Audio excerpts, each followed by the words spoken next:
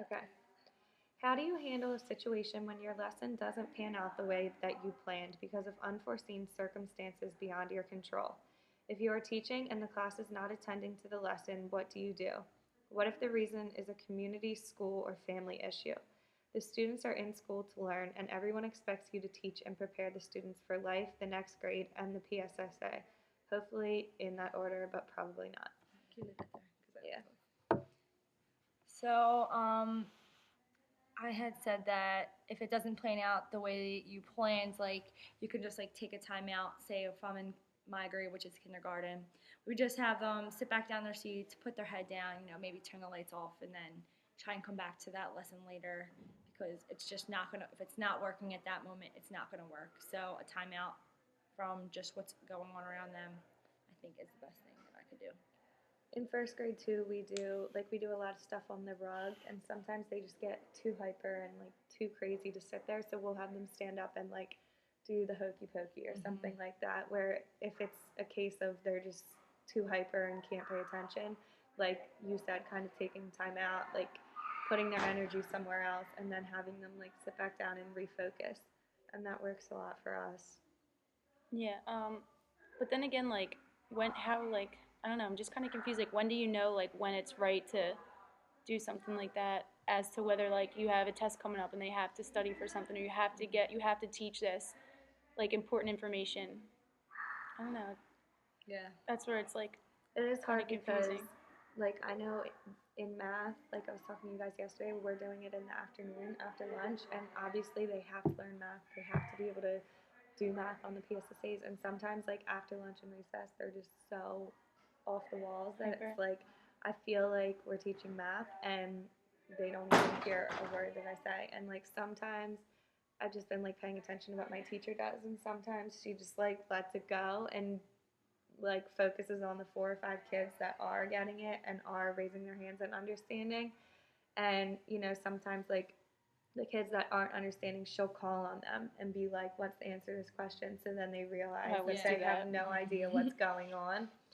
Um, I used to so hate that. yeah, I used to hate that But too, yeah, but there's it works. this one little boy that sits in the back, and his hands are always in his desk, always playing with like pencil sharpeners or whatever. And today I was doing something with him, and I called on him for the answer, and he looked at me like, Yeah. he's like, I'm like, well, if you're paying attention, You would know. you would know where we Yeah. were and what we're I doing. feel like half the time that doesn't even work though. Like you say that to them and then they'll pay attention so that they can raise their hand for the next question so that you can see that they're paying attention and then they just go right go back. back to what they're doing.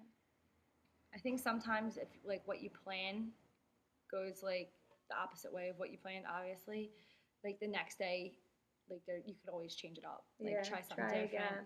Like if you basically fail that day, there's always tomorrow, even though there might be that test or that PSSA coming up.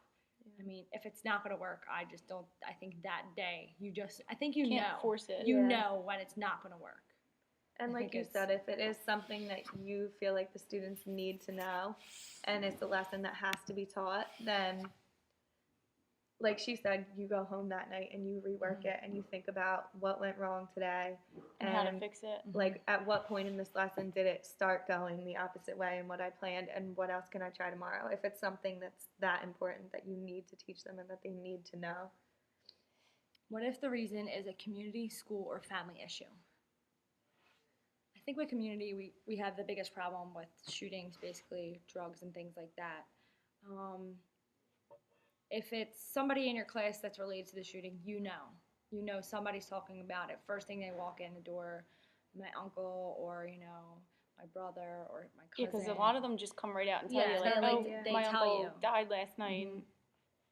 So I think you get kind of a heads up sometimes, but some kids do keep it to themselves. And like in my class, you can tell immediately if those who you are normally very participating or something like that are very quiet. Like you can tell immediately that something is wrong.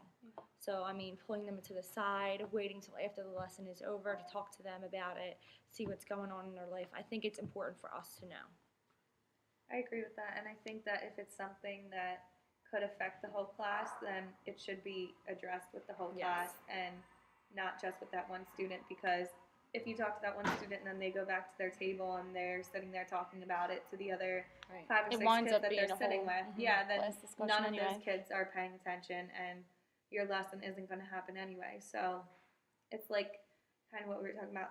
I don't remember what week, but like if it's a teachable moment, you should take it. Right. And even if it's not the way that you planned your lesson or your day to go, you know, things come up and sometimes you have to address them. I think this, like what it says, like a family issue. Like we were talking, was it last week about like touching?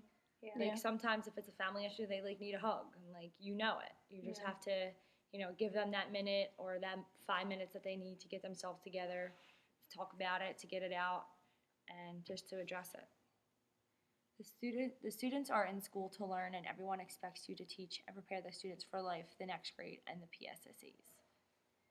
Well, like you said, I think it goes back to like the teachable moment thing, because you can turn something like a community issue or like a family issue, like you can always turn that into something that they're going to learn, that they're going to Yeah. need to learn Mhm. anyway.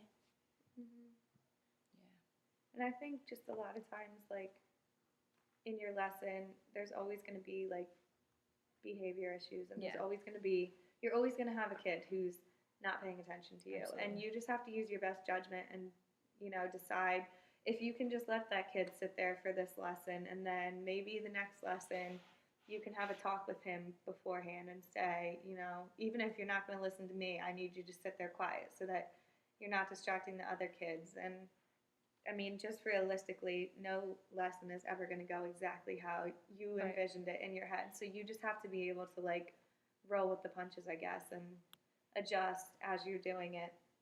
I agree. I think you can use your own judgment. Like, I know if my class is listening to me and there's one in the back that's like, you know, twirling around or moving around, if the rest of the class is paying attention to me, why address it? Why Yeah. take that focus off of what's being taught if nobody else is paying attention to him?